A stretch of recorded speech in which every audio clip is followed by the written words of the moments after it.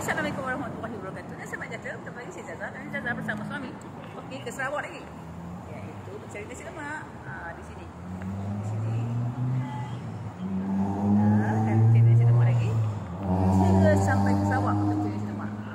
Betul ke tidak? Okeylah, jom kita tengok apa yang kami pilih hari ini.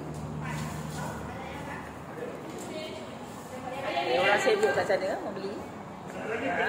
Tak apa, jangan kacau, kita hadap ke sini je.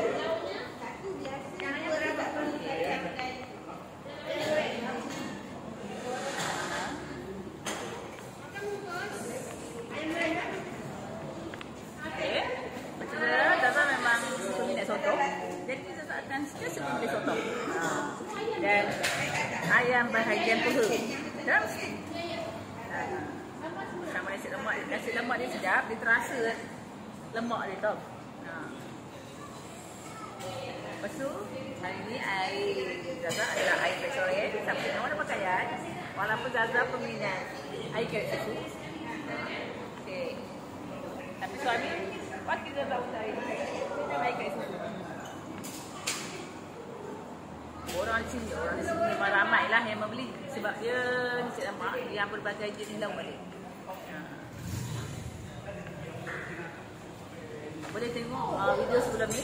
Kan dia ada tanya dia mereka buka pukul berapa, tutup pukul berapa, bila cuti. Nanti boleh tengok sebelum ni kan ada pernah tanya.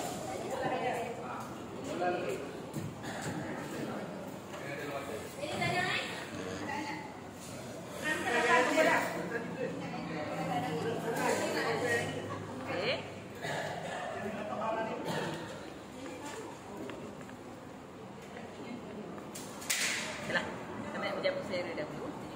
Jangan lupa terus subscribe, like, share, komen YouTube kami yang dah 1.4 juta. Alhamdulillah, dan sekiranya akan lihat ada iklan, jangan langsung ataupun skip. Teruskan menonton. Terima kasih.